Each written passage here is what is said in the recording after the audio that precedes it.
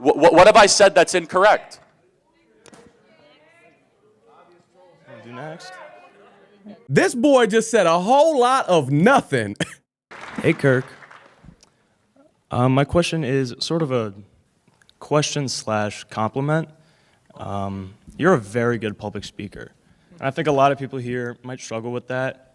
What I'm curious is somebody with so little education beyond high school and, you know, just experience in the field, how are you able to so confidently just kind of word vomit, right? You said pretty much every question you've answered has been no answer. You've just kind of said what conservatives want to hear. So really all of your work is not a debate. It's just confirmation bias. So Want to have a debate? Sorry? You want a debate? No, I'm good. I'm just curious where you learned. Strap in. You sure? Where you learned how to public I'm a high speak. school graduate. You're in college, man. Let's debate. I vomit for a living, you said. Yeah. Come on, let's debate. No, I'm not here to debate. That's not, No, that's not my question. You're just here to insult me. Yeah, yeah, I am. You're a hero. Where did you learn how to public speak? Because you're really good at lying out of your ass. What have I lied about? Name one thing I lied tonight about. It's getting vulgar. When they don't got nothing to say, they go that route. Y'all know how it goes. When you don't have any substance, any actual factuals, no logical, coherent thoughts, automatically go to name calling and bashing. That's the main liberal ingredient. That's how these leftists roll. I can already tell this is going to be a long day for this young man. You learn how to public speak because you're really good at lying out of your ass. What have I lied about? Name one thing I lied tonight about. Name a second thing. No, name a stat. I said that's wrong. You said 11 million jobs. You said 50%. Yes, 11 million jobs are open for blue-collar work according to Mike Rowe and according to 3 independent studies according to the Department of Labor. Name another stat I said that's wrong. I guess my main point is... No, name a third stat that I said that's wrong. When you say a stat or you just say numbers, it's helpful usually when you're public speaking to say where you got that information. Because people who disagree with you might not think you're credible. No, but you give some examples. Where did I lie or say a stat that's not true?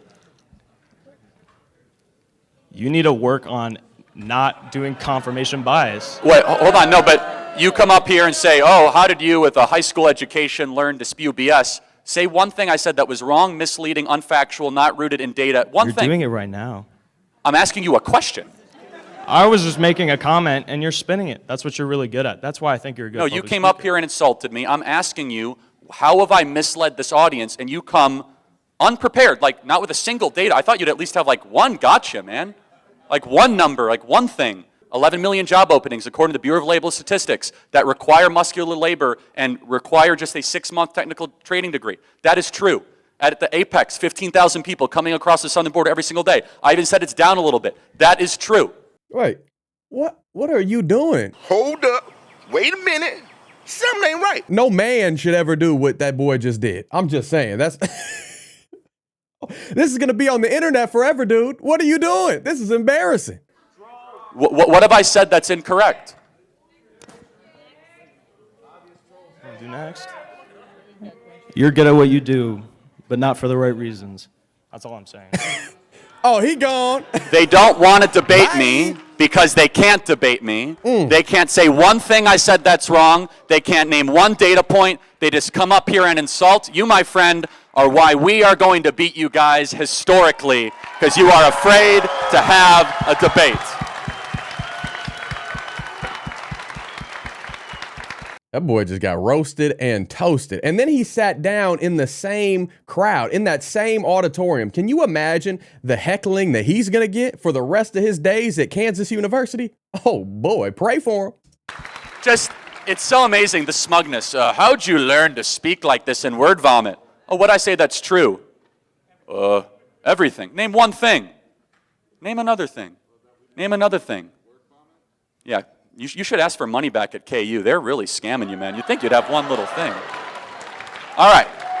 Land sakes, y'all. My goodness, that was gooder than chicken right there. And usually I'm not one for all the petty back and forth and the slandering. I would much rather the conversation stay with, the civil discourse route. But that boy did it to himself. He went in there dry fire and he had no ammo in the mag. And he just showed how ignorant he is from the get-go. He literally started that off by saying, "Hey, Kirk, that was it." Hey, Kirk. Charlie Kirk pulled out that Mortal Kombat, "get over here," then proceeded to dish out a butt whooping and reality check that his parents should have given him a long time ago. These college kids better wake up and they better do it real fast or they are in for a very rude awakening when they get out into the real world. And matter of fact, we're all in big trouble if some maturity doesn't start happening because sadly, whether we like it or not, this is the future of our country. So we need to help these kids get up out of their feelings and they need to learn to stick to the facts. That's what you need to do, boys and girls. Stop getting all emotional and triggered by reality. If you can't form an independent, critical thought or question or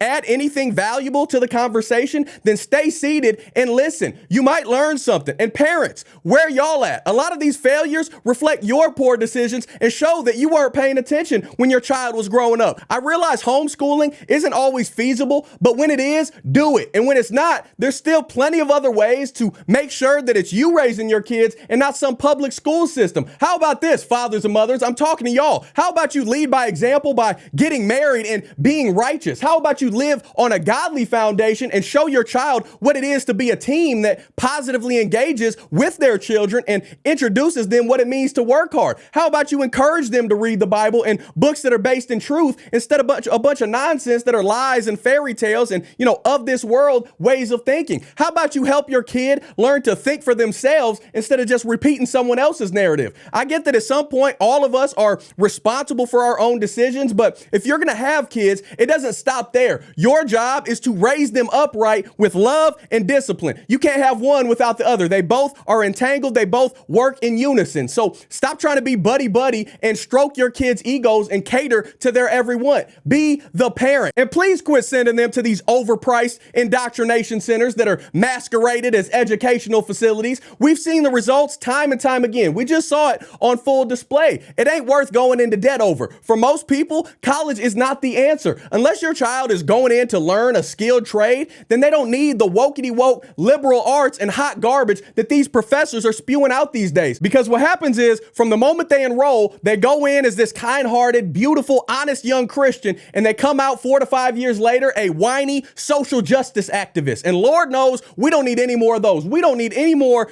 evil added to this spiritual battlefield that we are already facing. It is all out spiritual warfare thanks to colleges and thanks to the media. We don't need any more of it. How about you skip over and save yourself the money, save yourself the heartache and the time, effort, and energy that goes into getting a degree at one of these universities? How about you take your child to the library? How about you invest in some books, starting with the basic instructions before leaving Earth, and then go from there? Help them add valuable knowledge and wisdom to their brain boxes, and they'll be just fine. They'll be able to be a productive citizen in society someday. You don't need college to get to that point. But I'll quit ranting on that note. I don't want to say anything that might get me taken off the internet. People get real sensitive when it comes to college. Is what it is. I'm always going to call it like I see it. God bless Charlie and Turning Point for shining a light in these very dark campuses. I know I've disagreed with Captain Kirk on a few biblical things in the past, but when it comes to these social political issues, the man is spot on every time. But I'd love to hear your thoughts on all of this. Drop a comment below if you made it to this point in the video. Let's keep the conversation rolling. Don't forget to hit that like button, subscribe if you're not already, ring that notification bell so you get notified anytime I post a new video. If you like what I'm doing over here and you want to show a little extra love and support, make sure you go check out our website down below in the description section. That way you can get all the awesome shirts you see me wearing in every single video.